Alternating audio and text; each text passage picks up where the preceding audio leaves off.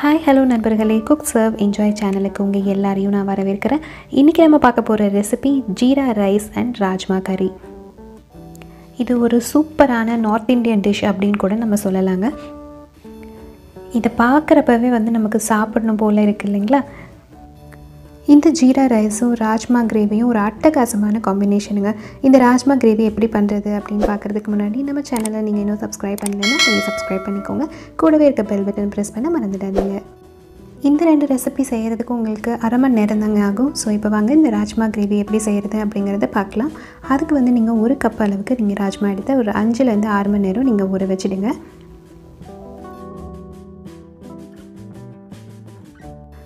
6 மணி நேரம் ஆனதுக்கப்புறம் இதை நீங்கள் ஒரு குக்கரில் மாற்றிக்கோங்க. குக்கரில் மாற்றினதுக்கப்புறம் ஒரு 2 கப் அளவுக்கு தண்ணி ஊற்றிக்கோங்க. இது கூட நம்ம ஒரு பட்டை, 2 ஏலக்காய், அதுக்கப்புறம் ஒரு பிரியாணி இலையும் போட்டு கூடவே ஒரு அரை டீஸ்பூனுக்கு நீங்கள் உப்பு சேர்த்துக்கோங்க. சேர்த்துட்டு இதை மூடி வச்சுருங்க. மூடி வச்சு இதை நல்லா நம்ம வேக வச்சு எடுக்க போகிறோம். இப்போ இது ஒரு 2லேருந்து 3 விசில் விட்டுக்கலாம். 3 விசில் வந்தோடனே ஸ்டவ்வை ஆஃப் பண்ணிடுங்க. அதுக்குள்ளே நம்ம மசாலாவை ரெடி பண்ணிக்கலாம். அதுக்கு ஒரு பேனில் நீங்கள் 2 டேபிள் ஸ்பூன் அளவுக்கு எண்ணெய் ஊற்றிக்கோங்க.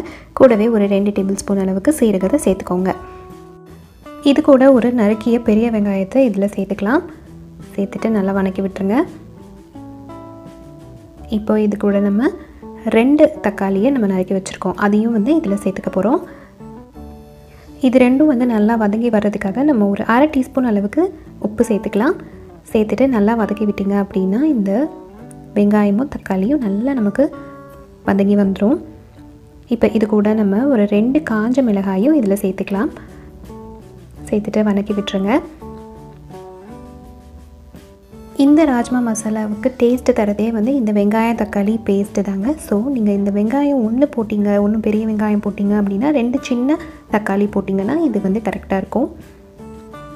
இப்போ இது நல்லா வதக்கினதுக்கப்புறம் இதை நல்லா ஆற வச்சு ஒரு மிக்ஸி ஜாரில் மாற்றிக்கோங்க. மாற்றிக்கிட்டு நல்லா ஒரு பேஸ்ட் மாதிரி நீங்கள் இதை அரைச்சி எடுத்து வச்சுக்கோங்க. இப்போ நம்ம அதே சமயம் நமக்கு ராஜ்மா ரெடி ஆயிருக்கா அப்படின்றத நம்ம செக் பண்ணிக்கலாம். நமக்கு இப்போ விசில் எடுத்துகிட்டு பார்க்கலாம். ராஜ்மா வெந்திருக்கா அப்படின்னு பார்த்துடலாம். இப்படி நசுக்குனிங்க அப்படின்னா பாருங்கள், நமக்கு ராஜ்மா நல்லாவே வெந்துருச்சு. இப்போ நம்ம இந்த கிரேவி செய்ய ஆரம்பிச்சிடலாம். அதுக்கு ஒரு கடாயில் நீங்கள் 3லேருந்து 4 டேபிள் ஸ்பூன் அளவுக்கு எண்ணெய் ஊற்றிக்கோங்க. இதில் ஒரு வெங்காயத்தை நீங்கள் நல்லா பொடிசாக கட் பண்ணி இதில் சேர்த்துக்கோங்க. சேர்த்துட்டு நல்லா வதக்கி விடுங்க. இந்த வெங்காயம் நல்ல கலர் மாறுற வரைக்கும் நீங்கள் வதக்கி விடணும். ஸோ அதுக்காக நம்ம கொஞ்சமாக உப்பு சேர்த்துக்கிறோம். சேர்த்துக்கிட்டிங்க அப்படின்னா வெங்காயம் நல்லா நமக்கு வதங்கி வந்துடும். பாருங்கள் எவ்வளோ கோல்டன் ப்ரௌன் கலரில் நமக்கு வதங்கி வந்துருச்சு. இப்போ இதில் ஒரு 2 டேபிள் ஸ்பூன் அளவுக்கு காஷ்மீரி மிளகாய் தூள் போட்டுக்கிறேன்.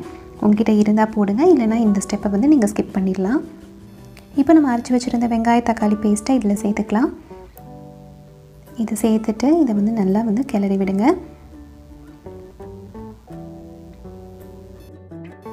இந்த கிரேவியோட கலரே நம்ம இப்போ கிளறி விடுறதுல தான் இருக்குங்க. ஸோ நமக்கு என்ன கலர் வேணுமோ அது வரைக்கும் நீங்கள் இதை நல்லா கிளறி விட்டுக்கிட்டே இருங்க. ஒரு 5லேருந்து 7 நிமிஷம் வரைக்கும் இதை அப்படியே விட்டுருங்க. நல்லா நமக்கு கலர் மாறி வரும். இப்போ இது கூட 1 டேபிள் ஸ்பூன் அளவுக்கு மஞ்சள் தூள் போட்டுக்கிறேன். கூடவே நம்ம 1 டேபிள் ஸ்பூன் அளவுக்கு கொத்தமல்லி தூளும் போட்டுக்கிறேன். போட்டுட்டு நல்லா வதக்கி விடுங்க. இதை ஒரு 5 நிமிஷம் நல்லா மூடி வைங்க. 5 நிமிஷத்துக்கு அப்புறம் பார்த்தீங்க அப்படின்னா நல்லா எண்ணெயெல்லாம் பிரிஞ்சு வந்திருக்கும். இப்போ இதில் நம்ம வேக வச்சு எடுத்து வச்சுருக்க ராஜ்மாவை சேர்த்துக்கலாம். அதில் கொஞ்சம் தண்ணி இருந்தாலும் அதையும் இதிலே சேர்த்துக்கோங்க. கூடவே சேர்த்து நல்லா கிளறி விட்டுருங்க. அவ்வளோதான் ஃப்ரெண்ட்ஸ், நமக்கு குழம்பு முக்கால்வாசி ரெடி ஆகிடுச்சு. இப்போ இந்த கிரேவிக்கு தேவையான அளவுக்கு நம்ம உப்பு சேர்த்துக்கலாம். சேர்த்துட்டு இதை ஒரு 5 நிமிஷம் மூடி போட்டு நல்லா கொதிக்க விடுங்க. ஒரு 5 நிமிஷம் ஆனதுக்கப்புறம் பாருங்கள் நல்லா குழம்பு கொதிச்சு வந்திருக்கு. அவ்வளோதான், நமக்கு ராஜ்மா கறி ரெடி ஆகிடுச்சு. இப்போ இதில் நம்ம நறுக்கி வச்சுருக்க கொத்தமல்லி இலையை மேலே தூவி விட்டுக்குங்க. அதுக்கப்புறம் நம்ம 1 டேபிள் ஸ்பூன் அளவுக்கு கரம் மசாலாவை இதில் சேர்த்துக்கலாம். இது நல்லா கிளறி விட்டுலாம். பாருங்கள், பார்க்கவே எவ்வளோ சூப்பராக இருக்குது இல்லைங்க? அவ்வளோதான், சூப்பராக ஈஸியான ராஜ்மா கிரேவி நமக்கு ரெடி ஆகிடுச்சு. இப்போ இதோட காம்பினேஷனான ஜீரா ரைஸ் எப்படி பண்ணுறது அப்படிங்கிறத நமக்கு தொடர்ச்சியாக பார்க்கலாம். இந்த ராஜ்மா கறி வந்து நீங்கள் சப்பாத்திக்கும் வந்து தொட்டு சாப்பிட்லாங்க, சூப்பராக இருக்கும். இந்த ராஜ்மா அதுக்கப்புறம் வந்து ஜீரா ரைஸ் வந்து நார்த் இண்டியன்ஸ்க்கு ஒரு பெஸ்ட்டான ஒரு காம்பினேஷனுங்க. அவங்க எதாக இருந்தாலும் இந்த ராஜ்மாவோட ஜீரா ரைஸ் செஞ்சு சாப்பிடுவாங்க. பாருங்கள், நமக்கு வந்து ராஜ்மா கறி எவ்வளோ சூப்பராக இருக்குது அப்படின்னு சொல்லிட்டு.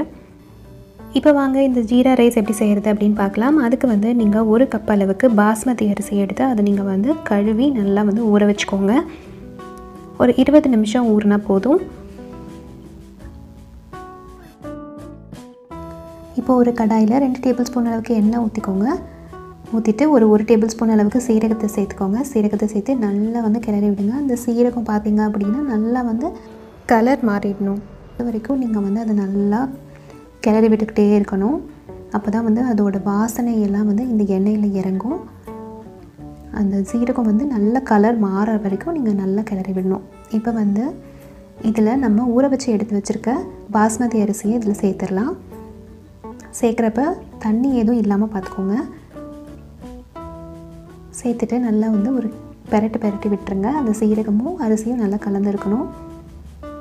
இப்போ நீங்கள் வந்து 1 கப் அளவுக்கு பாஸ்மதி அரிசி எடுத்துருந்தீங்க அப்படின்னா அதுக்கு வந்து 2 கப் அளவுக்கு தண்ணியை வந்து நீங்கள் ஊற்றிக்கோங்க.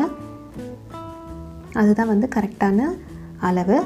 1 கப் அளவுக்கு பாஸ்மதி ரைஸ்னால் 2 கப் அளவு தண்ணி ஊற்றிக்கணும். இதில் முக்கியமாக சைடில் ஒட்டிகிட்டு இருக்க அரிசி எல்லாத்தையும் வந்து தண்ணியில் நீங்கள் தள்ளி விட்டுருங்க. இப்போ இதை வந்து மூடி போட்டு நம்ம வந்து வேக வைக்க போகிறோம். அதுக்கு முன்னாடி நீங்கள் ஒரு 1/2 டீஸ்பூன் அளவுக்கு உப்பு சேர்த்துக்கோங்க. சேர்த்துட்டு இதை வந்து மூடி போட்டு வேக வைக்கிறப்ப அடிக்கடி இந்த மாதிரி எடுத்து பாருங்கள். பார்க்குறப்ப பார்த்திங்கன்னா அடியில் வந்து தண்ணி இருக்கக்கூடாது. அதுதான் வந்து நம்மளோட பதம்.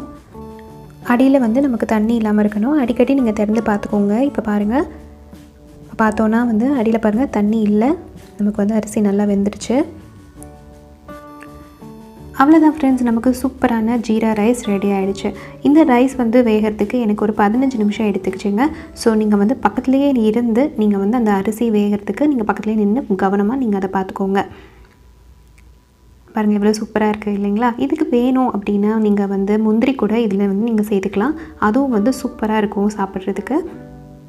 இந்த ராஜ்மா கறியும் இந்த ஜீரா ரைஸும் சூப்பரான காம்பினேஷனுங்க. மறக்காமல் நீங்கள் இதை ட்ரை பண்ணி பாருங்கள்.